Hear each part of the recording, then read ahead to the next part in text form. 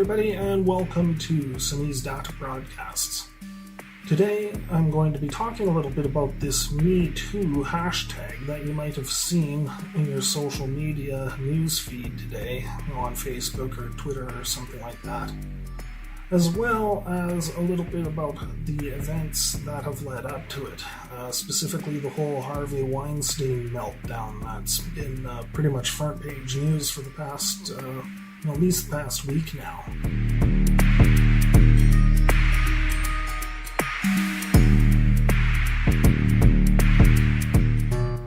The only people that I personally have seen that are on my friends list on my Facebook news feed, I've only seen 2 people actually use this Me Too hashtag.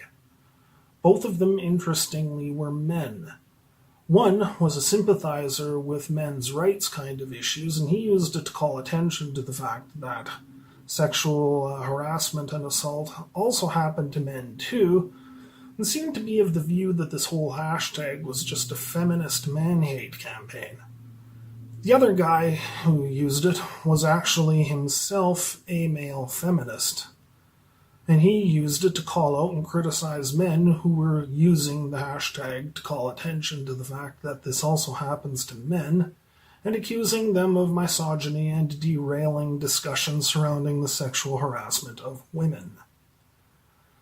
Suffice it to say, both of these gentlemen found themselves embroiled in numerous, very bitter and acrimonious flame wars, and at least a few friendships were ended in both cases.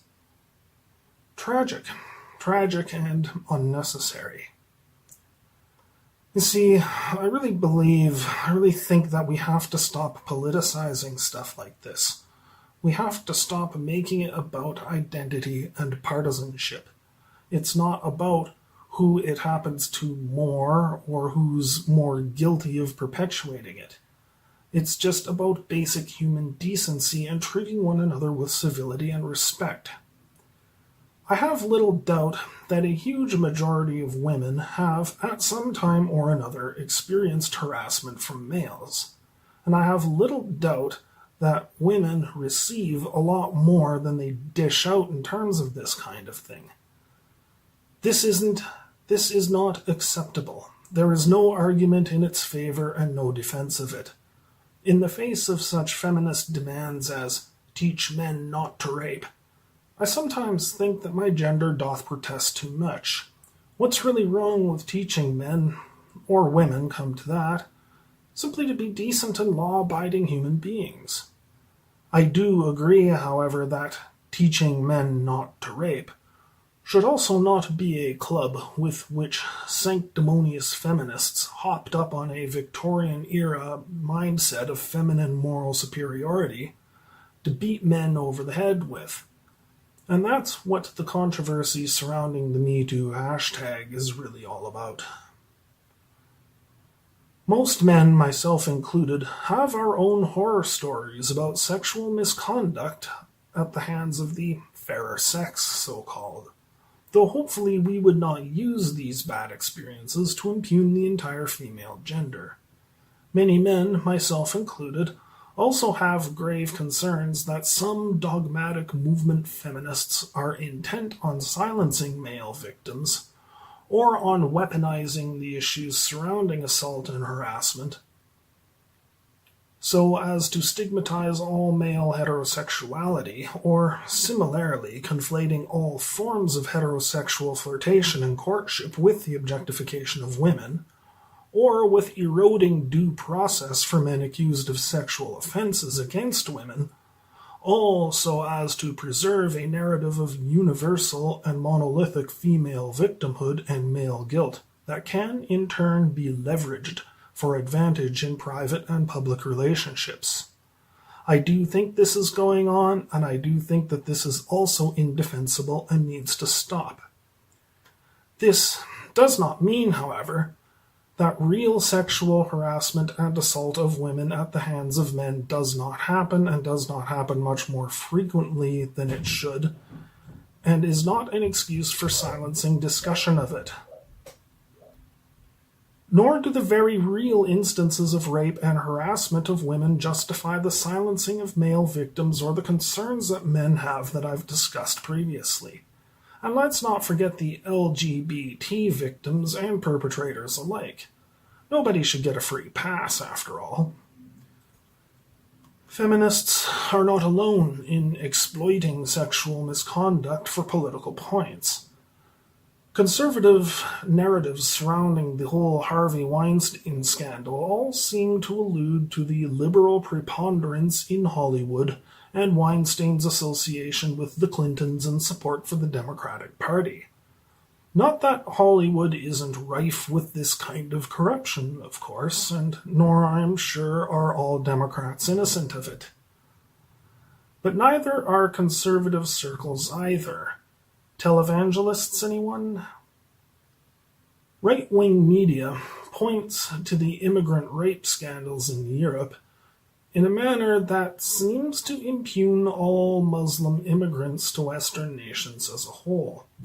This is not to say that there are not very real and legitimate concerns over mass immigration or Islamic theology.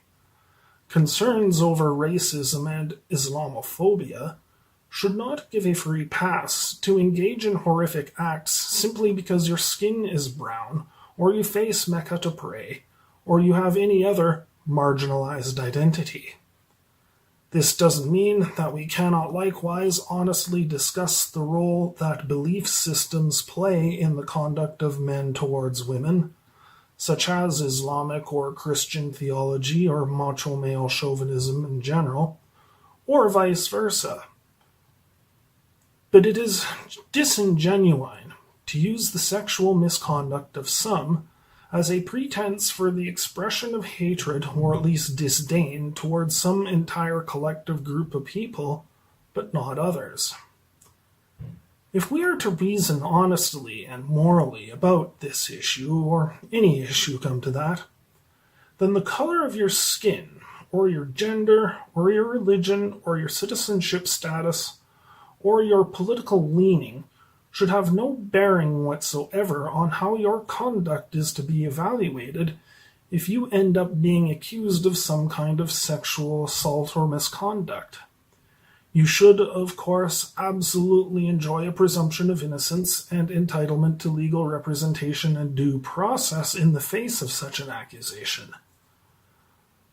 I think in the case of a stopwatch being right one time in a day, Trump's education secretary Betsy DeVos's revision of Obama-era government policy on burden of proof in campus sexual assault proceedings, going from a preponderance of evidence to clear and convincing evidence being required in order to secure a remedy, was clearly the right move.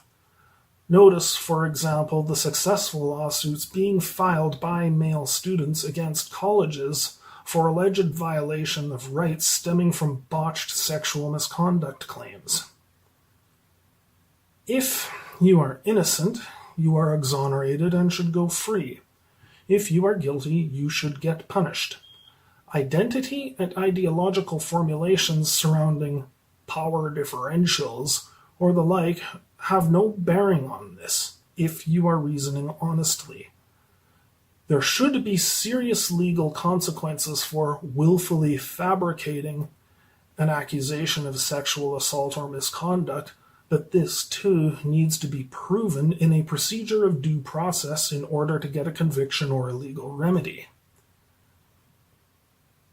Movement feminism needs to be challenged at every turn to accept the legitimacy of male heterosexuality, and to stake out clear lines of demarcation between flirtation and harassment, attraction and objectification, and between the natural proclivity to appreciate beauty on the one hand, and the ogling stare that sparks unease on the other. The difference can't just be whatever I deem it to be because I'm an oppressed woman in a patriarchal society. We also can't accept that there's no such thing as harassment, objectification, or ogling either. Don't laugh. Some misguided fools really do chalk that whole set of ideas up to repressiveness and uptightness. However, that's not really the dominant mindset these days. Most likely, what a non-feminist will get in response to these challenges is a whole lot of angry sanctimony that the questions were actually asked in the first place and that the answers aren't patently self-evident. Expect passive-aggressive responses from people awash in a culture of passive aggressivity masquerading as social justice. Of course, there's a time and a place and a good way and a bad way of expressing attraction or flirting or anything like that. There's definitely a lot of kinds of relationships, professional kinds of situations, especially where one has a fiduciary responsibility, workplace arrangements where the kinds of conflicts of interest that fraternization of this sort would entail would compromise organizational morale or ethical integrity, where flirty, sexy kinds of going-ons probably don't have a place. This would just be common sense for rational people in all but the most extenuating of circumstances, but as Harvey Weinstein is showing us, we don't live in a common sense kind of era. His whole affair shows what can happen when business and pleasure, or I guess in his case, business and weird kinkiness mix. Not a good idea, by and large. Female sexual agency needs to be recognized, and if women are cogent enough to extend consent or not, there should be some acknowledgement of her responsibility to do so, as well as his responsibility to ensure consent. Assuming, of course, that it's not always the case that he initiates anyway.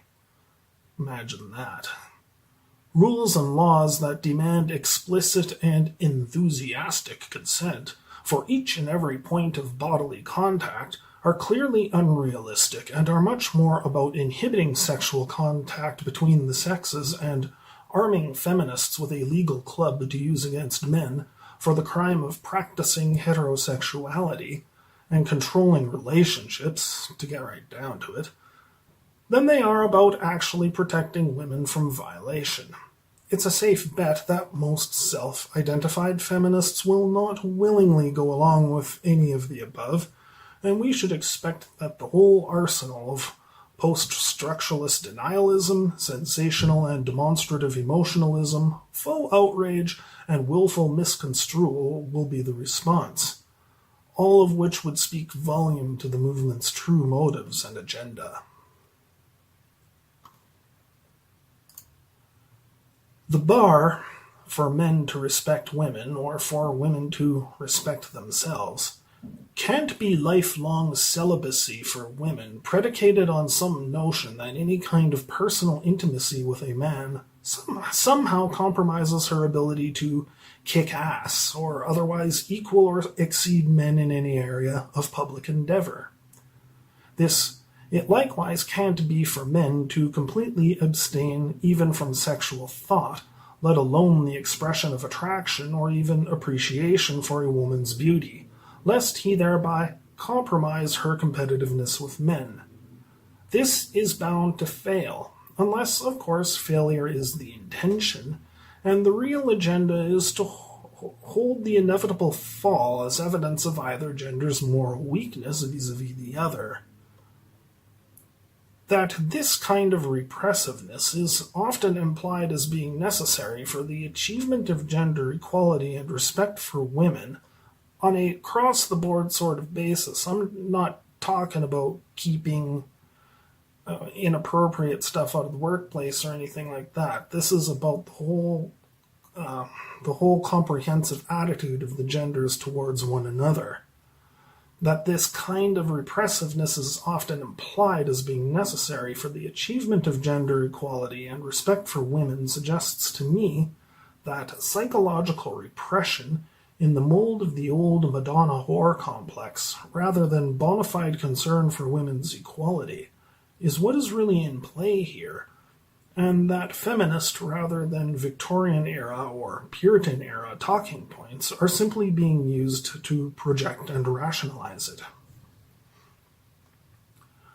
Recognition of the need to balance the rights of the accused in cases of sexual misconduct with the need to crack down on serious misconduct can't depend on one's political allegiance, or whether the accused belongs to a group preferred by either the left or the right, as the case may be.